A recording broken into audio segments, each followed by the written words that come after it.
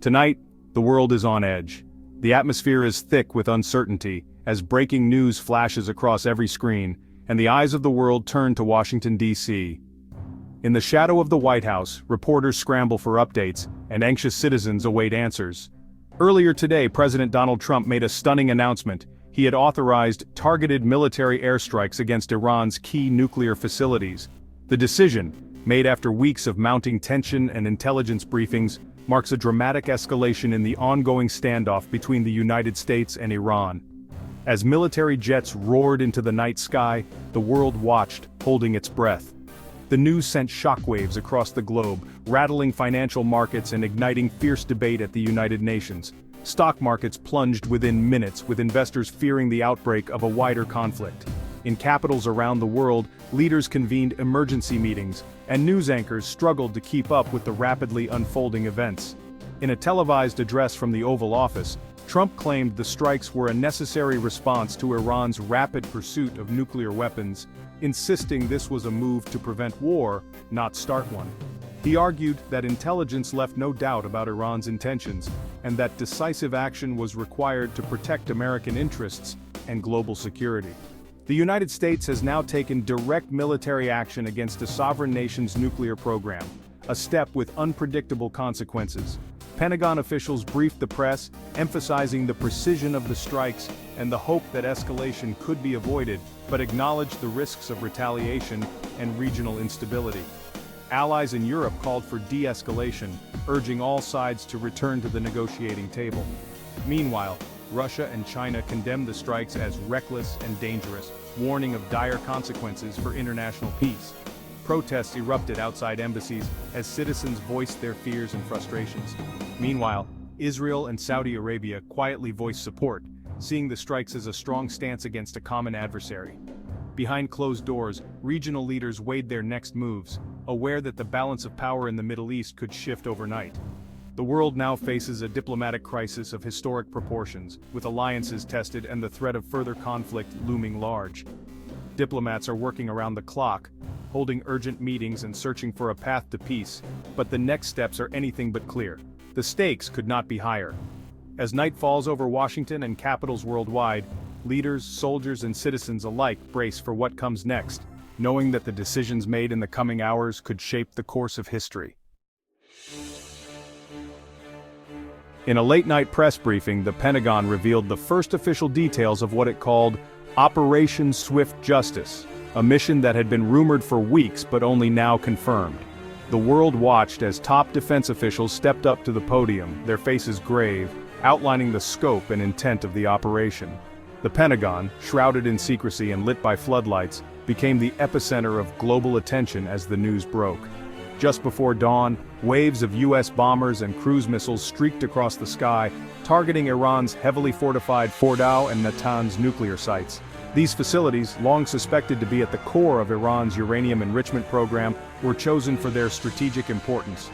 The strikes were designed to send a clear message. The U.S. was willing to act decisively to halt what it saw as a growing nuclear threat. Explosions lit up the night, and plumes of smoke rose from the targeted sites, signaling a new phase in the ongoing standoff. According to U.S. officials, the operation relied on advanced bunker-busting munitions, specifically engineered to penetrate deep underground. These weapons were intended to cripple Iran's nuclear infrastructure while minimizing harm to surrounding areas. Pentagon spokespeople emphasized the precision of the strikes, claiming that collateral damage was kept to an absolute minimum. They described the mission as a technical success, with key facilities rendered inoperable, at least for now. Iran, however, quickly pushed back against these claims. State media broadcast footage of air defense systems in action, showing surface-to-air missiles streaking into the sky. Iranian officials insisted that their defenses intercepted many of the incoming missiles, and that the actual damage was far less than what the U.S. had reported. They allowed cameras to film the aftermath, showing buildings with only superficial damage and officials calmly inspecting the sites. On Iranian state television, anchors spoke defiantly, vowing that the nation would not be cowed by foreign aggression. Crowds gathered in Tehran, waving flags and chanting slogans, while government officials delivered televised statements promising swift retaliation.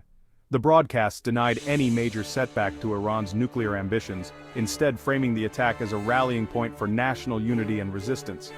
Anti-American protests erupted in several cities, further inflaming tensions. Meanwhile, independent analysts around the world began poring over newly released satellite imagery, comparing before and after shots of the targeted facilities. Their goal? To determine the true extent of the damage and to cut through the competing narratives. Early assessments suggest significant impacts at some sites, but the full picture remains murky, with both sides controlling the flow of information. What is undeniable is that the United States has crossed a major red line, transforming what was once a hypothetical scenario into a stark reality. The attack marks a dramatic escalation in the long-running conflict, raising fears of further military action and unpredictable consequences. The world is now left to grapple with the implications of this bold move. As news of the strike spread, the international community reacted with alarm. The United Nations Security Council convened an emergency session, while world leaders issued urgent statements calling for restraint. Global news outlets ran continuous coverage, with analysts debating the operation's legality, effectiveness, and the risks of a wider regional conflict. The focus has shifted from the technical execution of the strikes to the broader strategic fallout and what it means for global security. The world now waits anxiously for answers. Did the strikes truly neutralize Iran's nuclear threat, or have they simply ignited a much larger and more dangerous conflict? With smoldering ruins, military buildups in the Persian Gulf, and civilians on edge, the truth remains uncertain, and the stakes have never been higher. To truly grasp the significance of recent events, we need to look back at the complex and often tense history that has shaped the current moment. The timing of these developments is no accident. It is the result of years of mounting pressure, covert operations, and shifting alliances in the region. At the heart of the matter lies the escalating shadow war between Iran and Israel, a conflict that has simmered for decades, often hidden from public view, but always threatening to erupt into open confrontation. Both nations have engaged in a high-stakes game of brinkmanship, each seeking to outmaneuver the other on the world stage. Israel's covert operations, ranging from sophisticated cyber attacks to targeted assassinations of key Iranian scientists, have been designed to slow, disrupt, or even halt Iran's nuclear ambitions. These actions, while rarely acknowledged publicly, have sent clear messages to Tehran and the world. Israel will not stand by as Iran moves closer to nuclear capability. For Israeli leaders, the prospect of a nuclear-armed Iran is not just a strategic challenge, it is viewed as an existential threat. This belief has driven them to push for ever tougher measures, both diplomatically and militarily, to ensure their nation's survival. Debates within the Knesset and public statements by top officials have consistently underscored the urgency of the situation. The U.S.-Israel alliance, already strong, reached new heights under President Trump. Intelligence sharing became more robust, and Israeli input reportedly played a crucial role in selecting the targets for recent strikes. This deepening partnership signaled to Iran and the world that Washington and Jerusalem were united in their approach. The decision for direct U.S. military action marks a dramatic shift in strategy. No longer content to operate in the shadows or act through proxies, Washington has now taken ownership of the anti-Iran campaign. This move represents a bold assertion of American power in the region. One key factor behind this shift was the fear that Israel, acting alone, might launch a unilateral strike that could quickly spiral out of control, dragging the entire region into chaos. U.S. officials calculated that by stepping in, they could better manage the risks and prevent a wider war. By taking the lead, the United States hoped to control the pace of escalation, send a message of strength to both allies and adversaries, and reassure Israel that it would not have to act alone. This calculated move was meant to demonstrate resolve while keeping the situation from boiling over. However, this public intervention comes with significant risks. America now faces the very real possibility of direct Iranian retaliation, both against its forces in the region and potentially even on U.S. soil or interests abroad. What was once a shadowy, largely covert conflict has now burst into the open. The world watches as the stakes rise and the potential for miscalculation grows with every passing day. For both nations and for the entire Middle East, the consequences of this confrontation could be profound. Civilians are already feeling the impact as families evacuate conflict zones and uncertainty spreads across borders. The US-Israel alliance remains steadfast, a pillar of shared interests and mutual defense.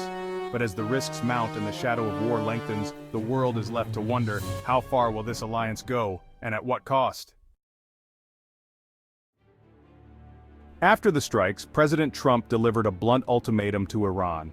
He demanded Iran abandon its nuclear ambitions and agree to a new, tougher deal, including limits on missiles and support for proxies.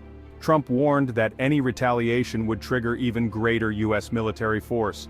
The message: negotiate or face overwhelming consequences. This carrot-and-stick approach is classic Trump: maximum pressure, maximum risk. Some see an off-ramp for Iran, others fear the threat will only harden Tehran's resolve. The world now waits.